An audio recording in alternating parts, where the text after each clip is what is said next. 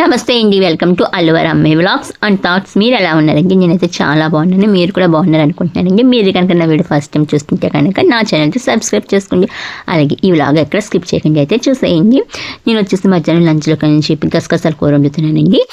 అంటే ఇంట్లో కూరగాయలు అయితే ఏమీ లేవన్నమాట, అందుకని చెప్పి గసగసాల కూర అయితే ఉంటుంది. ఇదైతే ఎక్కువ బాలింతలకు అయితే వండుతారు కదండి. అప్పుడు ఇంట్లో కానీ బాలింతల కింద ఉన్నప్పుడు తినబుద్ది కాదు, కానీ మామూలుగా అయితే చాలా బాగుంటుంది. మనం ఎక్కువ నూనె వేసుకొని కానీ ఈ కూర వండుకుంటే బాగుంటుంది. ఇక్కడ నేను ఇంట్లో ఉల్లిపాయలు మిక్స్ అయితే చేస్తానండి. అంటే చాలా మంది చిన్న చిన్న ముక్కల కింద అయితే కట్ చేస్తాను, నేను అలా కాకుండా ఉల్లిపాయ పేస్ట్ కింద అయితే చేస్తాను అనమాట.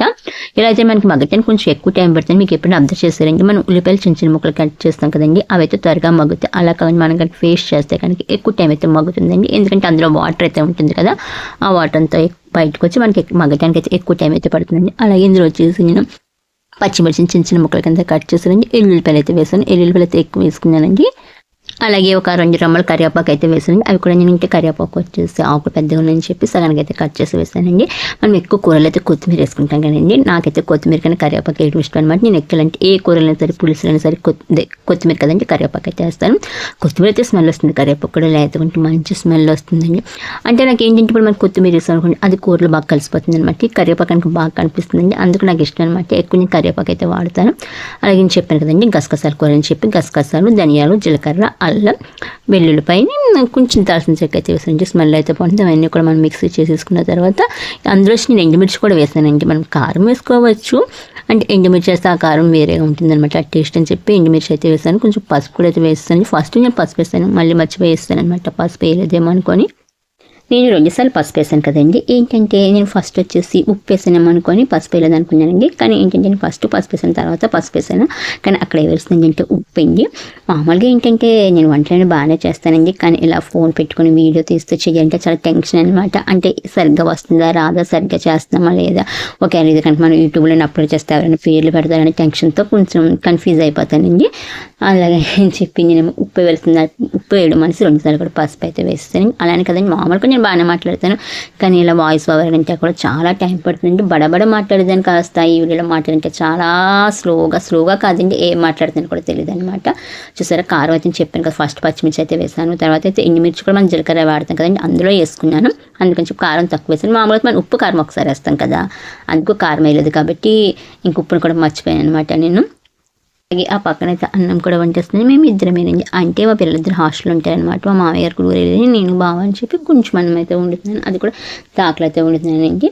ఇక్కడ వచ్చేసి చింతపండు పులుపు అయితే వేసుకున్నానండి. అంటే పులుపు వేసుకోవడం మన ఇష్టం, అంటే పులుపు వేస్తే కొంచెం మనకి గ్రేవీ వస్తుంది కదని చెప్పి నేనైతే చింతపండు పులుపు అయితే వేస్తానండి. పులుపు వేసుకోపోయినా బాగానే ఉంటుంది, పులుపు వేసుకుంటే టేస్ట్ వేరేగా ఉంటుంది అనమాట. అంటే ఎవరి ఇష్టం వాళ్ళది కదండి, నాకైతే పులుపు వేస్తే నచ్చుతుంది. అలాగే మనకి ఏంటంటే కలుపుకుంటే కొంచెం గ్రేవీ కూడా ఉంటుందని చెప్పి నేనైతే పులుపు అయితే వేసేసుకున్నాను. ఇప్పుడు మనం ఈ పులుపు ఉంది కదండి, చింతపండు పులుపు అయితే వేసాం కదా, అది దగ్గరికి గిరినంత వరకు మగ్గ పెట్టుకుంటే అయితే సరిపోతుందండి. ఇక్కడైతే అన్నం వారుస్తున్నాను కదండి, ఇది వచ్చేసి గిన్నె ఎత్తడిదండి, అంటే దాకు మోడల్ అనమాట.